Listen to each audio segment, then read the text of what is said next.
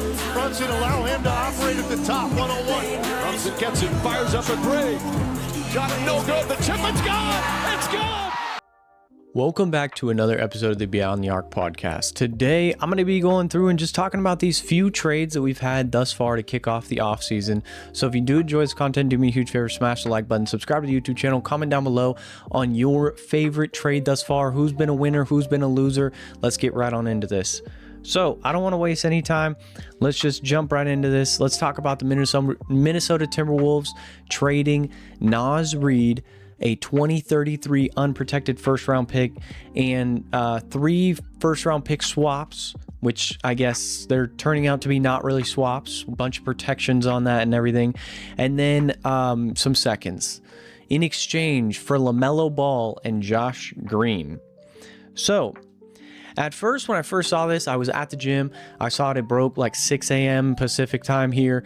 I was at the gym, I was working out, and I was like, what the heck? And then I thought to myself, I can't tell nobody because it's 6 in the morning. So, of course, I start talking about my homies with it, and I've got mixed reviews on it about everybody. Some people are like, oh, they love the trade, they hate the trade, blah, blah, blah. So I'm going to break it all down right here. My personal opinion, I love this for Minnesota. I really do. I think you win. Like, realistically, with those swaps not really being great swaps, even if they were great swaps, you realistically are going to be a good team in the West because you have Anthony Edwards for the next few years, right? You're buying into your own organization is what I think this deal entails. So you give up Naz Reid, which, yes, that sucks. He's a fan favorite. A lot of people like him, everything like that. But at the end of the day, it is a business. You have to make a business decision. What is going to bring in championships? What is going to bring in playoff wins? What's going to bring in more fans? And let's be honest, people are more likely to buy tickets to go watch Lamelo Ball and Anthony Edwards than they are to watch Naz Reid and Anthony Edwards. Just at the end of the day, that's what it is. Lamelo Ball sells more. Kids love Lamelo Ball. They want to go see him. He is a young star. Right, so now you pair him with another young star in Anthony Edwards. Like, no disrespect to Naz Reid. I think I'll get to the Hornets here in a second, but I really want to talk about the Timberwolves because I love it for them. So right now, it's clear as day. The organization has stated, we want, of course, our building block is Anthony Edwards. So how can we infiltrate and make him the best player that he can possibly be? Right, and a lot of the times he ends up dealing with the second or even third team or third defender coming at him, right? So how do you deter that? You have somebody else on the team who can handle the rock, i.e. Lamelo Ball. You have 3-point shooters, i.e. Jaden McDaniels and Ayo Dosunmu. And then, of course, you got a rebounder there that's big, Rudy Gobert. I'm not too sure that he's super safe yet, but Lamelo Ball is a number 2 option, is a fantastic option alongside Anthony Edwards. Because yes, I think they have plenty of defense for this lineup. It's the offense that they were struggling and desperately needing a point guard to the point where they were shopping for Ayo Dosunmu or Kobe White, who were kind of these in-between point guards. They weren't necessarily point guards, but they're not necessarily guard or shooting guards. They're kind of this in-between position. So now you went out and you bought into Anthony Edwards. You really bought into Anthony Edwards. And I love this for them. I think that this makes them extremely competitive in the West, and I think they already were. And like I said, I don't know if they're fully done. Because right now your roster, your starting lineup is Lamelo, Edwards, Dosunmu, Jaden McDaniels, and Rudy Gobert. They went out and they changed up the roster. I think they probably test Rudy Gobert's play style with Lamelo because I think Lamelo can really elevate Gobert's game just with pick and roll, simple pick and roll, just simple dips and dives, as he did really well with like Mike Conley back in the Utah days. And Mike Conley's just not the same Mike Conley he once was. So I love this for the Timberwolves. I think this makes them a playoff contender, of course, as they've always been. And yeah, I think that there's a potential here that they're not finished. They might explore some Rudy Gobert trades. They clearly want to be long, athletic, fast, Like they've come out and said they want to play quick. And Rudy Gobert doesn't necessarily fit the quick mold. That's where I'm thinking that there could be some adjustment there. But as far as everyone else, I think that this is a home run move. I think, yes, you could probably use some depth now at the power forward center position. But there were 3 players that were considered untouchable for a Giannis deal. Those 3 players being Anthony Edwards, Terrence Shannon Jr., and Baron J. And if you really think, like maybe Baron J, maybe they believe that he was ready to take that Naz Reid role. So that's why they went out. But also at the same time, I think you kind of focus on the depth after you go get your secondary star. So I am okay with this idea of, hey, let's go figure out LaMelo or the point guard position first, whether it was Ja, whether it was LaMelo, or whether it was just getting a secondary star like a Giannis, like they were tied to, or even like a Kawhi Leonard-esque. So, right, they made the decision, said LaMelo Ball. We missed out on Giannis. We understand that frustrated Anthony Edwards. Let's go get him something that's willing to keep him here and keep him happy. And I think this is the perfect move. I love this for them. I really don't think that they gave up too much. For Giannis, they would have had to gut the roster. It would have been you're giving up everything. And so it would have been Edwards and Giannis. And that's where we're looking at the Heat, for example. To me personally, the Heat don't really got a lot over there. And we'll get to the Giannis thing here in a second. But Timberwolves, I love it for them. I think I'll give it a B+ grade right now. But I think it could potentially, especially if I love the idea that they traded away Julius Randle. I was on board with that. Even though it was like negative return pretty much, that's totally fine. Of course, it was a terrible contract, so you knew you were getting negative return in the first place.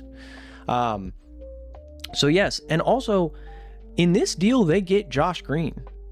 Josh Green played role player minutes for the Dallas Mavericks when they went to the finals. So let's not sleep on Josh Green and say that he's just a throw-in piece for this trade. They still have DiVincenzo's contract as well to move, right? They are making moves. I think that this Timberwolves team is going to be completely different, where you're going to have Edwards, DeSumo, Jaden McDaniels. But I mean, as far as outside of that, like I think they will explore Rudy Gobert deals. Whether or not they make one is a different question, because of course, what 5 do you go get? Like the 5s on the market currently would be like Jakob Poeltl, but you don't want that. It would be like, I don't know if there's a world of a Rudy Gobert deal that provides valuable win now moves, if that makes sense. So let's transition on over to the Hornets. So the Hornets, obviously an extremely young team with guys like Con Knipple, Brandon Miller, even Steinbach, which they just drafted. I think that this is a solid move for them because, like on this podcast I've said before, I've been a huge fan of them trading LaMelo because you sell him at an all-time high. But if they would have been a little more open and said, hey, like, I think it was just very quick, it seemed, that they were like, oh, we're exploring trades, by the way, everyone, for LaMelo Ball. And then they took a deal immediately. Like, we saw it 2 nights ago that they were exploring trades. And then the morning of, they traded him away to Minnesota. It felt like they could have waited there a little bit longer and said, hey, Orlando, what do you got for us in exchange for LaMelo? And maybe they had been doing that. You know, I'm just saying, like, it seemed very quick. Maybe the market just wasn't there. I think, though, Houston could have offered something. I think they could have just explored a little more, in my opinion. So if I have to give a win in this scenario, at the moment, I'm going to give it to the Timberwolves.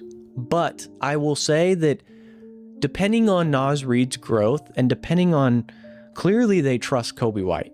Clearly they think that Coby White can do very similar, if not just slightly less than what LaMelo did, right? So, or they just didn't feel as if they needed him. Realistically, with LaMelo Ball on the court, they had an explosive offense, but the defense was lackluster. When he's off the court, it was the exact opposite. That's why I think LaMelo's a perfect fit in Minnesota, is because they have defense.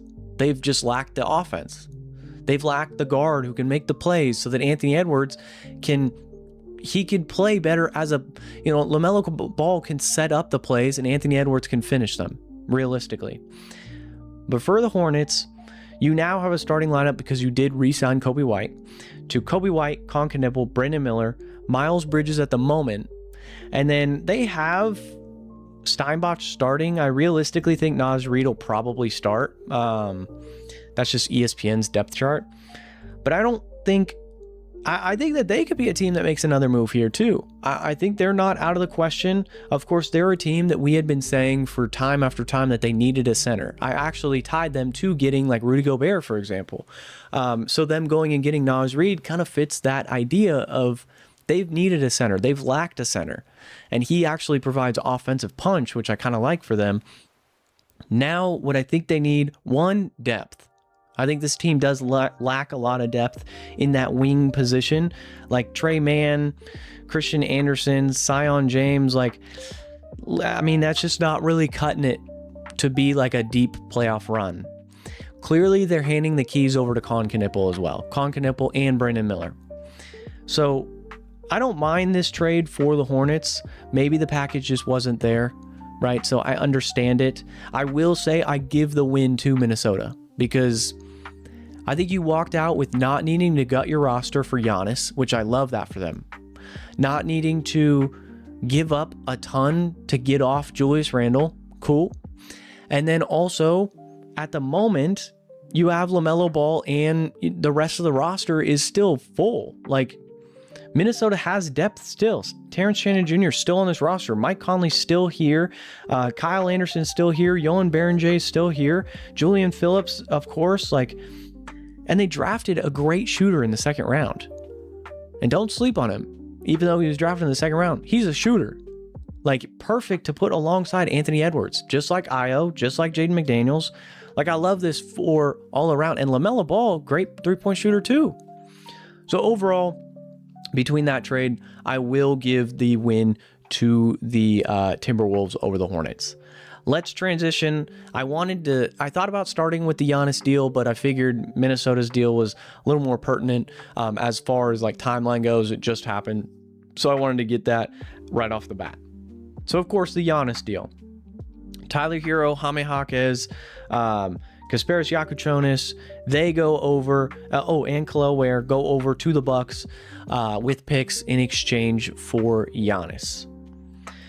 My initial thoughts on this is I'm not in love with Miami giving up everything, like I just talked about with Minnesota, right?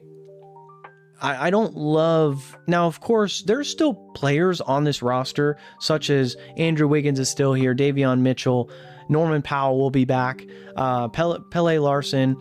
But at the same time, they lack depth. I realistically don't think Davion Mitchell's a starting point guard in the NBA. I think he's a backup. Can he play starting minutes at times? Sure. Do I think he's a good point guard? Yeah, I think he's solid, but I think he's a solid, serviceable backup, just like his role in Sacramento. This roster, of course, it's just not great. I question the fit across the board. Andrew Wiggins, not a great three-point shooter. Bam Adebayo, not going to space the floor. Giannis, obviously not spacing the floor. Davion Mitchell, sure. Norman Powell, sure. Outside of that, right? Bobby Portis, sure, but you're not going to be playing Bobby Portis a whole lot because you got Bam and Giannis on the court.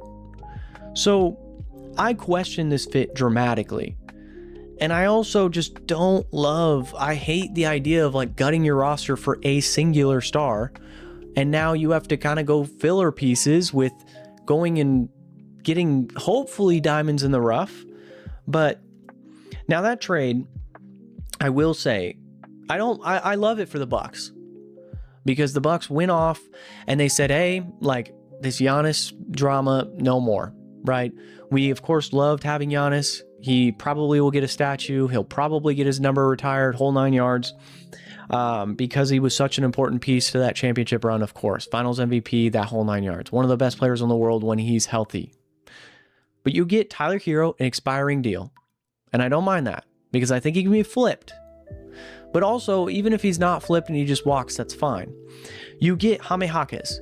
young talent who has shown flashes. Yeah, of course, last season didn't really look fantastic, but I think that there's opportunity there. Kasparas Jakučionis, young, up-and-coming player that I think is pretty solid as well. You get Kel'el Ware.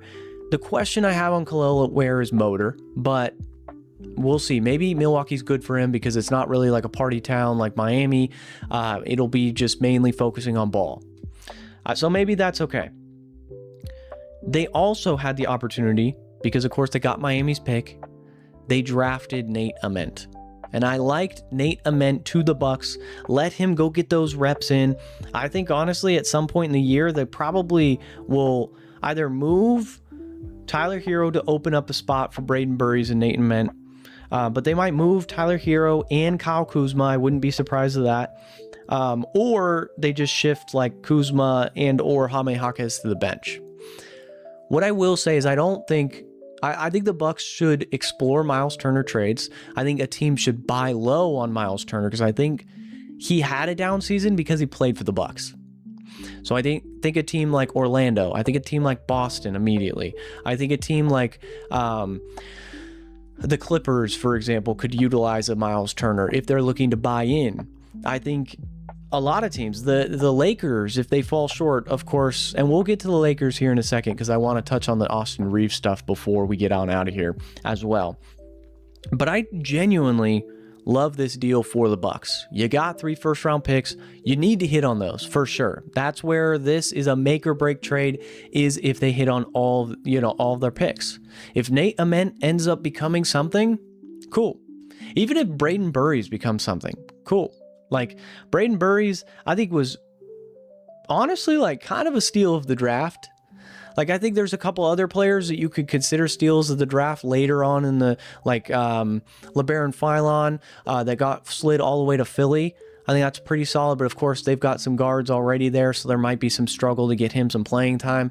I really like Dylan Swain to the Bulls. I think adding that defensive versatility there that he provides, one of the best defenders in the class, huge. But at the same time, like Braden Burries, and they got Nate Ament on top of that.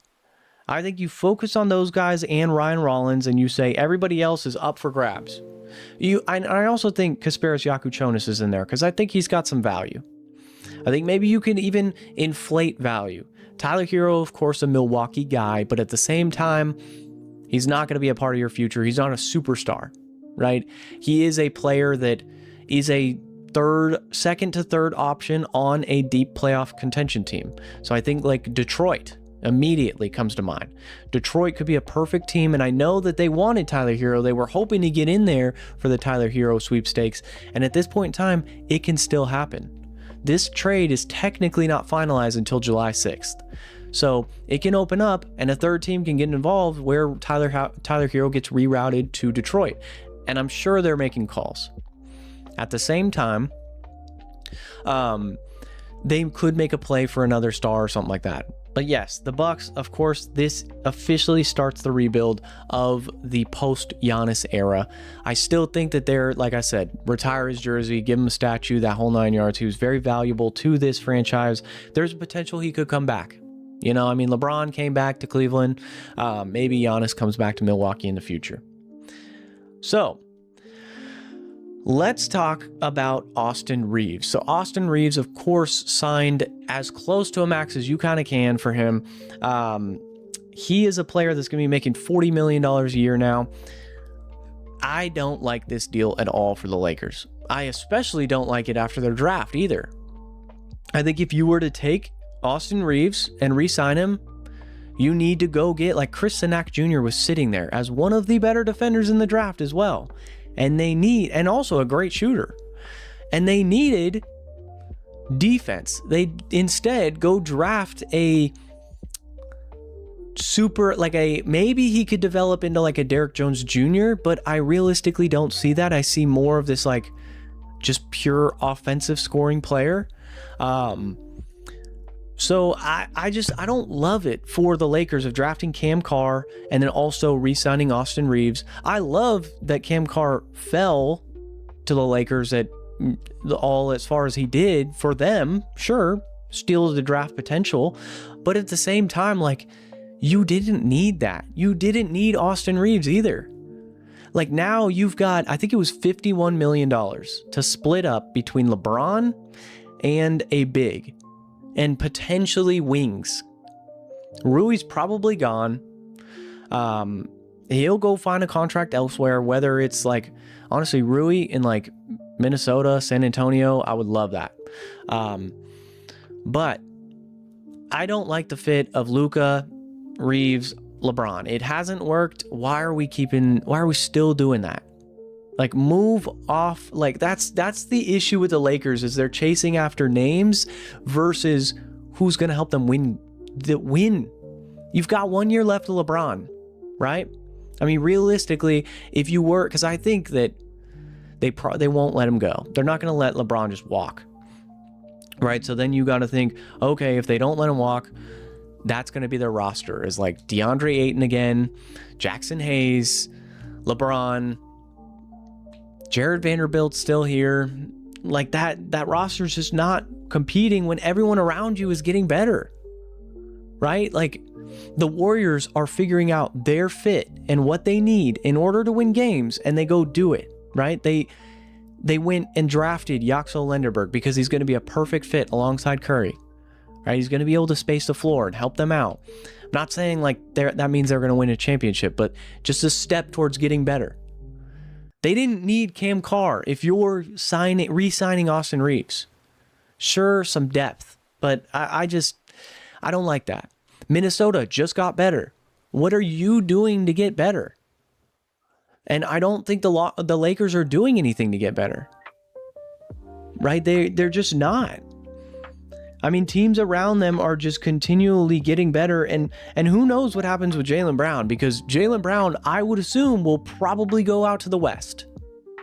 Because why would the Celtics trade him to the East? Unless they're trading him to like a rebuilding team or like not close to championship contention, right? Speaking of Jaylen Brown, let's talk about destinations for where he could go. Jaylen Brown's coming off his best season he's ever had in his career. All-NBA first-team caliber player, MVP caliber player as well. Finals MVP as well. I'm a Celtics fan, literally wearing a Celtics hat. Have this painting right here.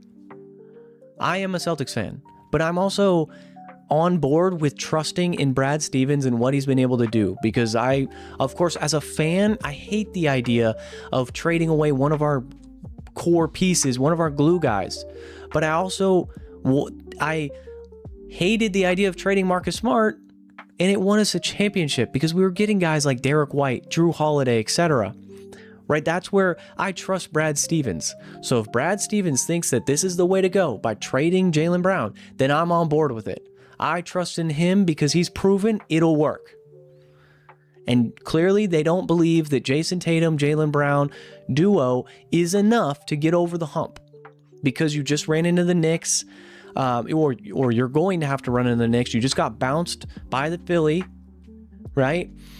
You're going to need to get better because everyone around you is getting better. Miami's getting better, right? Detroit's looking to get better, right? There's tons of teams. Charlotte thinks they might be getting better. Whether they actually are, I mean, who knows? But I've got some teams I want to talk about, some potential players to return in case, because of course, when you're trading Jaylen Brown, you have to be, and you're in the Celtics position where it's not like Milwaukee and they're rebuilding. They want a win now player in return. So now you're looking at what players can help you win. One player that comes off to mind, the top of the head, I've talked about him a lot in a lot of these deals and a lot of these videos, is Trey Murphy. Trey Murphy could be a piece that comes to Boston, and yes, it would not be a 1-for-1. I don't want to get that twisted. It would not be a 1-for-1. Genuinely, I would prefer it if it's like Herb Jones and Trey Murphy. But yes, I think that, yeah, if Trey Murphy is part of a deal, I think that's a good centerpiece that would help Boston. Yes, you're not going to get straight up 1-for-1 value. You're not going to get Devin Booker in return for Jaylen Brown, unfortunately. You're not getting like players right around his caliber are, yeah, Devin Booker, Donovan Mitchell. We could talk about like right in that ballpark of him is, yeah, Jamal Murray on a good year, but like last year just wasn't it. But Jaylen Brown is just a step above Jamal Murray, right in that caliber of Devin Booker is what I would say. Right in that ballpark. Devin Booker at his peak is better than Jaylen Brown, sure. But Jaylen Brown is also a fantastic ball player. So you need a return that's like that. So immediately you can think of, instead of a 1-for-1, now we break it down, we get role players. Trey Murphy, I mean, shoot, that's a great option for sure. I had talked about the Sabonis package. I understand a lot of my comment section did not like Sabonis being a piece that Jaylen Brown, in exchange for Jaylen Brown. And I think there was a little misconception there, but that's all right. Next team I'm thinking of, when I think of like players returning, I mean, Evan Mobley, but again, I'm not trading him to a contender like Cleveland. Cleveland has been right there where just not close enough. And I don't want to give them the piece that then takes them over the hump. Donovan Mitchell, Jaylen Brown, James Harden, Jared Allen, no, pass. Because I don't think Evan Mobley is enough to convince me. I think you need more to give up more, but the centerpiece of that deal would be Evan Mobley. So then we think, all right, keep him out west. Where can we go? The Nuggets do come to mind. Jamal Murray package, where Jamal Murray, maybe Cam Johnson, a young piece in there as well. I just don't think that's enough. But if the Celtics believe that Jamal Murray can get to playoff Jamal Murray, and if Brad Stevens believes it, I believe it, because that dude has put... I was questionable of Derek White. I was questionable of Drew Holiday. I was questionable of trading Marcus Smart and Robert Williams. We had just gone to the finals with those guys, but I trust Brad Stevens.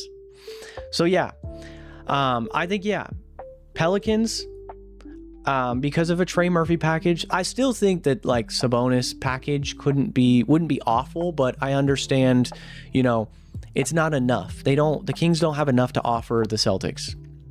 Another team that I'm looking at, Portland. Portland can offer a package. I mean, you would think hopefully you could get like Denny in return, but like realistically, I don't think Portland gives that up. I think it would be more like Tamani Kamara. You'd be looking at like Shaden Sharp and picks, etc. Jeremy Grant just to make the money match, which I don't love that deal. So that's what the problem has been, is just, can they repair this relationship of Jaylen Brown with the Celtics? Because everything I'm seeing, it seems like that's not going to happen. So then next thing is, what's the best package that we can get before it gets too nasty and then we're just losing value like crazy? So I think Brad Stevens might be looking to hop on that now. And yeah, Jaylen Brown might be a Portland Trailblazer. We get some of those Bucks picks in return. And yeah, that's not ideal, but it can potentially happen. I mean, realistically, like the Lakers would not be a bad spot for Jaylen Brown, just his fit wise. It's just like, I don't want Austin Reeves in return, or 41-year-old LeBron. I don't want that. I don't think LeBron wants to go to Boston.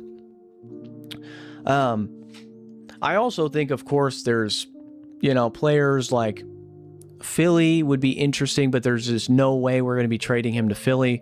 Out west, of course, like the Spurs will make calls about a package centered around, Devin Vassell and maybe De'Aaron Fox, but I doubt that would be something that intrigues the Celtics per se.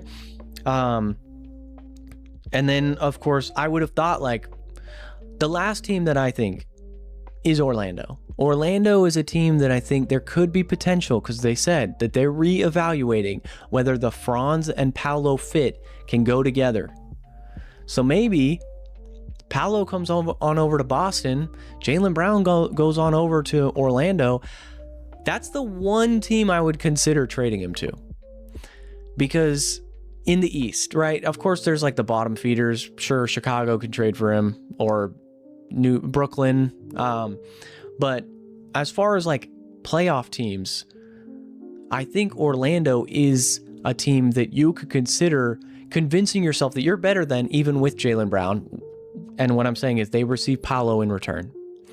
And so obviously it's not a full 1-for-1, but it's pretty darn close. It's pretty darn close to a package that gets done with very few excess assets, right? Orlando probably throws in an extra like pick or young player.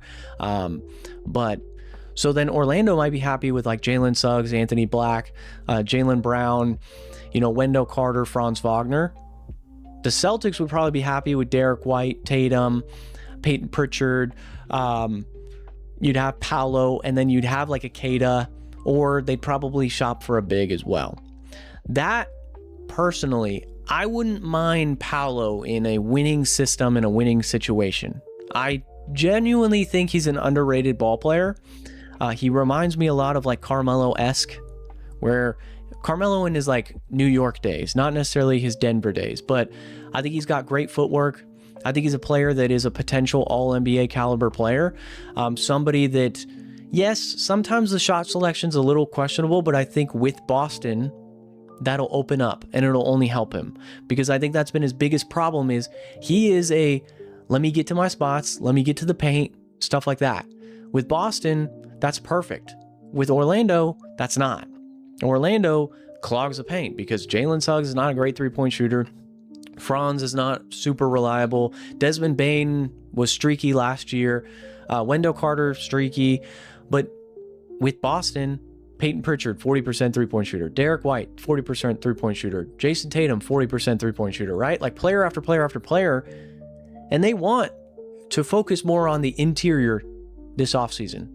Boston has come out and said that. They are wanting to switch from outside in to inside out, right? So you go get a guy like Paolo. I also think another player could be Alperen Sengun.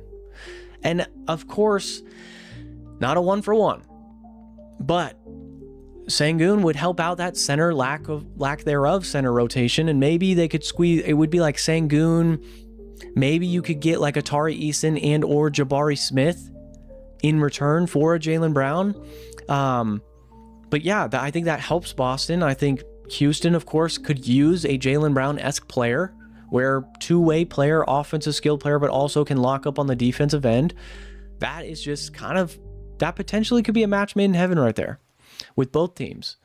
Realistically, if I'm a Celtics fan and I am a Celtics fan and I have to trade Jaylen Brown, if that's the question and I have to trade him, I want to return like a Paolo in return.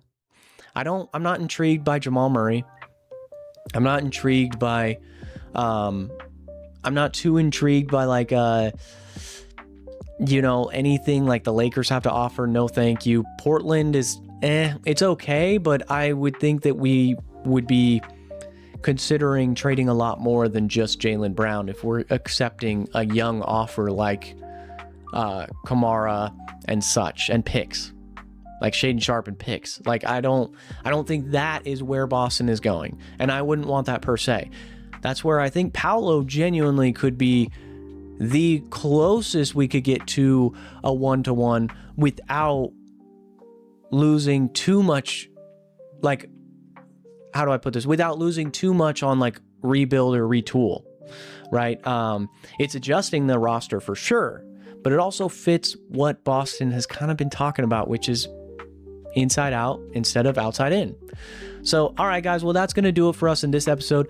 Do me a huge favor, like, subscribe, comment down below what you guys think about this whole video. It's kind of just off the top of the dome, off script, that whole 9 yards. So without further ado, it's been another Beyond the Arc episode, and I'll catch you guys in the next one.